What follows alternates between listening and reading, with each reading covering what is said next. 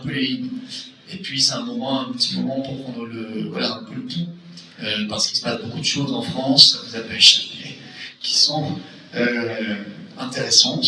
La révolte paysanne, tous ces maires qui sont en train de retirer les drapeaux européens, le torchon, c'est partout. Là, dès qu'on ouvre, vous cherchez sur la presse locale, toutes les heures, il y en a des nouveaux, un peu partout en France. Je ne sais pas si on a eu en Haute-Savoie. Ouais, ça doit commencer, parce que ça commence vraiment à être au nord, au sud, à l'ouest, à l'est, à l'ouest, c'est vraiment intéressant. Et c'est jamais venu. J'ai discuté de ça avec Pierre-Yves Rougeron hier, on se demandait si ça avait déjà existé. Ça n'a pas existé à notre connaissance. Donc c'est vraiment un phénomène très intéressant. Voilà, je voulais vous réunir en particulier parce que vous avez des soutiens du mouvement, que vous lui permettez de faire tout ce qu'il fait. C'est vrai qu'on a beaucoup de choses à faire, on a du pain sur la planche, on n'a pas une seconde à nous parce que le pays n'a pas une seconde à lui, tout simplement, et que ce serait quand même fort de café de se reposer à un moment où on sent que des choses décisives sont en train de se jouer. Vous savez ce qui s'est passé avec les Mercosur, où les gens ont vu que tout le monde était contre, on vote contre, le Parlement vote contre, Macron vote contre au Conseil européen, etc. Même si l'hypocrisie, formellement ils votent contre. Et ça passe quand même. Ça passe quand même.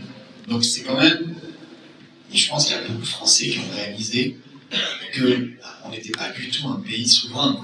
C'est quand même une leçon de grandeur nature, on accélérait.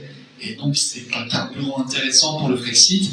Et Patrick sera, sur les 11, le seul candidat à défendre la sortie de la France de l'Union européenne et la sortie de la France de l'OTAN.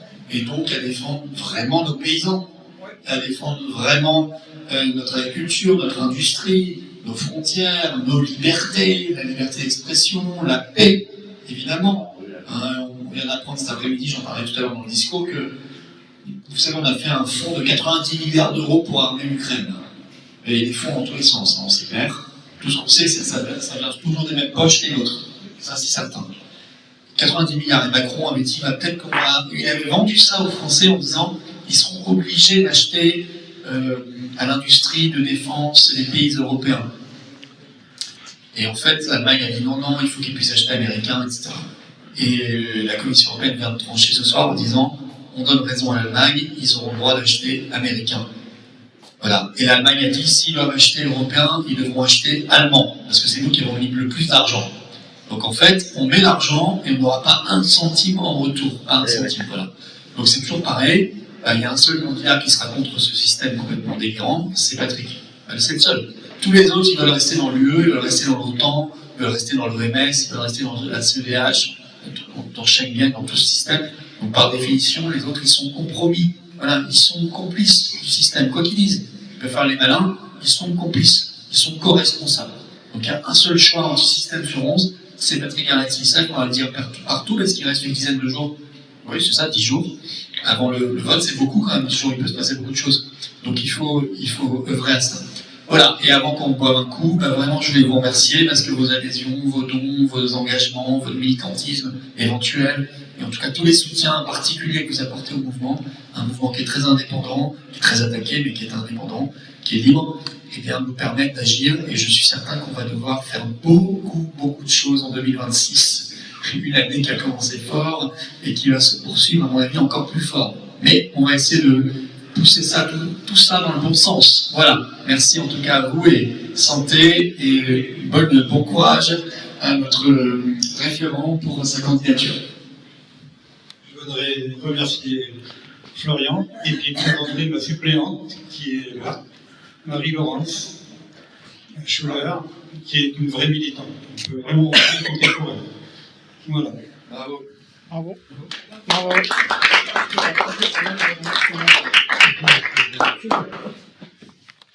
Ok, bonjour. Alors sur CDS Cœur de Savoie, ce soir on est à Amancy.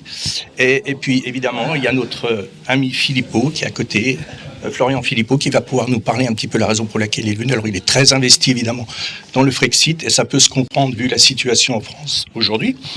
Donc en plus de ça, il y a eu le Mercosur qui est passé. Alors j'aimerais avoir un peu ton ressenti là-dessus. Ah bah d'abord, je suis venu soutenir notre candidat Patrick Garlati à la législative du 25 janvier. Il est candidat dans la 3e circonscription, tout à fait. Le seul candidat qui sera effectivement pour le Frexit sur les 11. Et c'est vrai que toute la révolte paysanne et ce qui se passe avec le Mercosur démontre qu'il n'y a qu'une seule solution. Je crois qu'il y a beaucoup de Français qui l'ont compris, c'est de sortir de l'Union européenne.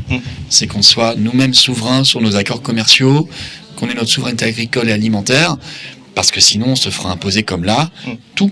On a déjà eu le Canada avec le CETA, demain l'Inde, l'Ukraine, la Nouvelle-Zélande qui arrive, l'Indonésie. Et en fait, qu'est-ce qui restera de l'agriculture française ? Rien. Et c'est le but d'ailleurs, c'est qu'il reste rien. Ils disent on pourra faire de l'agriculture avec 100 000 paysans et toutes les exploitations de qualité familiales ça auront disparu et on importera du bout du monde des produits dégoûtants, voire dangereux. C'est pas l'avenir qu'on veut, mais la seule solution pour éviter cet avenir-là, c'est de sortir de l'Union européenne et de reprendre le contrôle de notre pays. Il s'agit aussi là d'une question de santé publique. Alors, bien sûr, les Patriotes, c'est un des partis en France, près de 44 000, si je ne dis pas d'erreur, adhérents. Donc c'est un parti qui va croissant, c'est peut-être qu'il y a une bonne raison à cela. Comme tu le disais, ils ont pris conscience, les gens, de la situation, forcément. Et je pense que les Patriotes, en ce qui vous concerne, si on sort de la France, explique tout un petit peu comment ça pourrait se passer. Si on sort de l'Union européenne. Si on sort, ça va être. Il y a un article dans les traités pour faire ça, c'est l'article 50. Donc tout ça est prévu. On reprendra, on fera ce qu'on a fait pendant des siècles. C'est-à-dire qu'on gérera nous-mêmes nos frontières, notre monnaie, notre budget, nos lois, notre armée. Ça n'a rien d'extraordinaire en fait. Et c'est ce que font, je le rappelle, on gérera nos accords commerciaux par exemple. Ce que fait la Suisse qui est à côté, ce que fait le Royaume-Uni maintenant depuis qu'il a fait le Brexit, ce que fait la Norvège, et puis ce que font, tout ce que je viens de dire, c'est ce que font 95% des pays du monde en fait. C'est-à-dire tous les pays du monde qui ne sont pas dans l'Union européenne, c'est-à-dire 95% des pays du monde, ils gèrent, et la plupart de ces pays sont pourtant des pays plus petits que la France, moins riches que la France, et ils savent très bien le faire. Et nous on l'a fait pendant des siècles. Donc en réalité, il ne faut pas avoir peur de la sortie de l'Union européenne, il faut avoir peur de l'Union européenne. Le danger pour la France, c'est pas de sortir. Le danger pour la France, c'est de rester. Parce que c'est un danger mortel. Leur but, c'est de détruire. Vous savez qu'il y a même un commissaire européen qui a dit qu'il voulait l'armée européenne. Il y a 2 jours. Une armée européenne de 100 000 hommes. Donc ils veulent même plus d'armée nationale. Je veux dire, ça devient de plus en plus grave. Donc on peut pas rester dans. Évidemment qu'il faut sortir de ça. C'est un coup de massue définitif. En fait, si on retrouvait la souveraineté de notre monnaie, on retrouverait en même temps la liberté de pouvoir décider pour nous-mêmes. Donc du même coup, la France s'en sortira enrichie. Beaucoup de gens ont peur de ça encore. Ils n'ont peut-être pas forcément pris conscience de ça. Mais quel serait le coût financier justement de sortir de l'Union européenne ? Il n'y a pas de coût financier puisqu'on est un contributeur net. On donne chaque année 15 milliards en plus que ce qu'on reçoit. Donc ça serait un gain financier. Après, il faudra s'adapter. C'est l'histoire de quelques mois.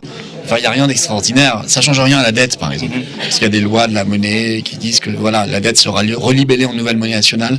Tout ça, c'est prévu par le droit international. Il n'y a rien d'extraordinaire là-dedans. Ça ne change rien pour l'épargne des gens. Ça va être relibellé.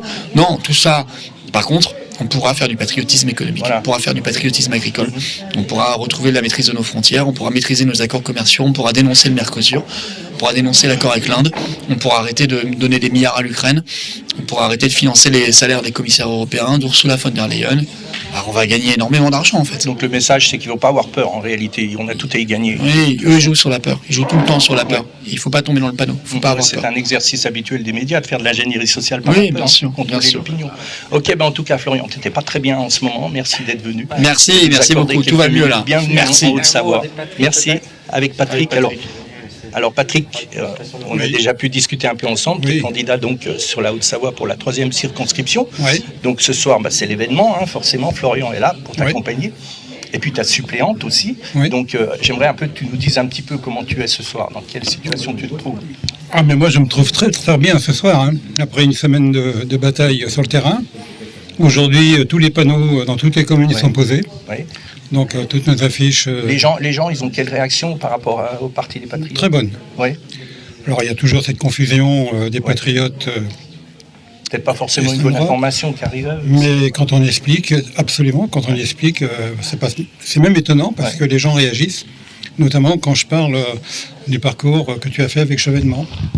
Et là, les gens se rééquilibrent dans leur tête en disant « Ah, tu vois, on ne savait pas » ou on apprend quelque chose. Oui, d'accord. Donc, si je prends une échelle de 1 à 10, comment tu ressens le sentiment d'adhésion des gens ? Je serais à 4. Ah oui, c'est bien, c'est magnifique. Je serai à 4. Okay. D'accord, bien. Écoute, on ne vous tient pas plus longtemps parce qu'on arrive à 19h, vous allez commencer la conférence. On vous souhaite en tout cas bienvenue en Haute-Savoie. Et puis, Eh ben, bon vent, merci. en tout cas. Crescendo pour vous. Magnifique. Merci beaucoup. Merci beaucoup. Merci.